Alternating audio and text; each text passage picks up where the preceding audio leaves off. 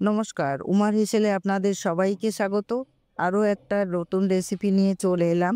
আজকে এই গরমে একটা মাছের পাতলা ঝোল করব, যেটা খেতে খুবই সুস্বাদু। তো চলুন পুরো ভিডিওটা দেখবেন, একদম স্কিপ করবেন না। আর যদি ভালো লাগে তো এরকম মাছের ঝোল রান্না করে খাবেন। আর আমার চ্যানেলটিকে সাবস্ক্রাইব করে নেওয়ার অনুরোধ রইল। আর যারা আমার পেজ থেকে দেখেন, পেজটিকে ফলো করে নেবেন। ভালো থাকবেন, সুস্থ থাকবেন।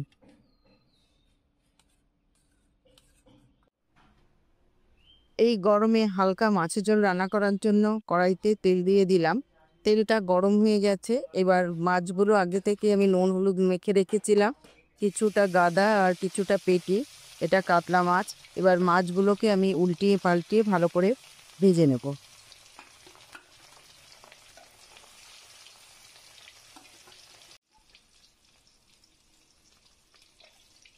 এই মাছের ঝোলের জন্য আমি একটা মশলা তৈরি করব। এখানে 1 চামচ জিরে, 1 চামচ গোলমরিচ, কয়েকটা শুকনো লঙ্কা, 2টো কাঁচা লঙ্কা দিয়ে একটা পেস্ট তৈরি করে নিলাম।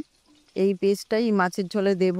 এবার মাছটাকে ভালো করে ভেজে নিয়েছি, মাছটাকে এবার তুলে নেব। মাছ ভাজা হয়ে গেছে, এবার মাছগুলো তুলে নিচ্ছি। এই গরমে এরকমভাবে হালকা পাতলা মাছের ঝোল খেতে ভালো লাগে, তাই যতটা সম্ভব মশলা কম দিয়ে রান্না করার চেষ্টা করছি। মাছগুলো খুব সুন্দর করে লাল লাল করে ভেজে নিয়েছি। এবার মাছগুলোকে উঠিয়ে নিয়েছি। এবার এই তেলের মধ্যেই আমি এই মাছের ঝোলে আলু দেব। তো আলুগুলো একটু নুন আর হলুদ দিয়ে ভালো করে ভেজে নেব। আলুগুলো খুব সুন্দর করে ভেজে নিয়েছি। এবার আলুগুলোকে উঠিয়ে নেব। এই আলু ভাজা উঠিয়ে নিয়ে এর মধ্যে আমি দিয়ে দেব পটল। এই মাছের ঝোলে আমি কিছুটা পটলও দেব। পটলগুলোও আমি নুন আর হলুদ দিয়ে ভালো করে ভেজে নেব।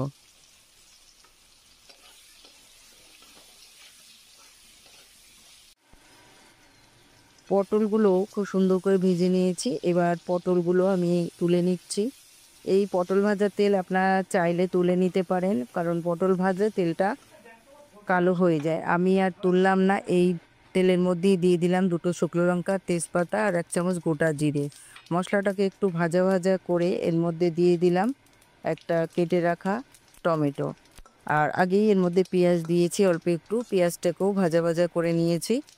এবার ভালো করে ভেজে এর মধ্যে দিয়ে দেব আগে থেকে বেটে রাখা জিরে বাটা। আর এর মধ্যে জিরে, শুকনো লঙ্কা, কাঁচা লঙ্কা আর আপনার গোলমরিচ দিয়েছিলাম, সেইগুলো দিয়ে ভালো করে মশলাটাকে কষিয়ে নিচ্ছি।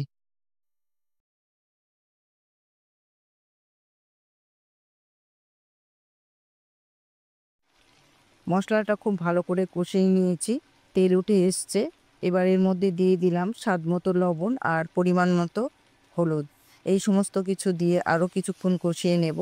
কষানো হয়ে গেলে এর মধ্যে দিয়ে দিলাম আলু। আলুগুলো দিয়ে এবার পরিমাণ মতো গরম জল দিয়ে দিলাম। ঝোলটা ঢেকে ফুটে ওঠা পর্যন্ত রান্না করব। জলটা দিয়ে ঢেকে কিছুক্ষণ রান্না করলাম। আলুটা অনেকটাই সেদ্ধ হয়ে গেছে। এবার এর মধ্যে আমি ভেজে রাখা পটল আর মাছগুলো দিয়ে আরও কিছুক্ষণ ঢাকা দিয়ে রান্না করব। ঢেকে কিছুক্ষণ রান্না করলাম। ঝোলটা একটু পাতলা পাতলাই রাখবো। এবার এর মধ্যে দিয়ে দিলাম 1 চামচ মতো চিনি, কারণ এই তরকারিতে একটু মিষ্টি দিলে টেস্ট খুব ভালো লাগে, যেহেতু ওখানে আমি সবজি দিয়েছি। আর দিয়ে দেবো একটু গরম মশলা। গরম মশলা দেওয়া হয়ে গেলে আমার রান্নাটা একদম রেডি। আজকে তাহলে এই পর্যন্তই। আবার নতুন কোনো রেসিপিতে আপনাদের সঙ্গে দেখা হবে।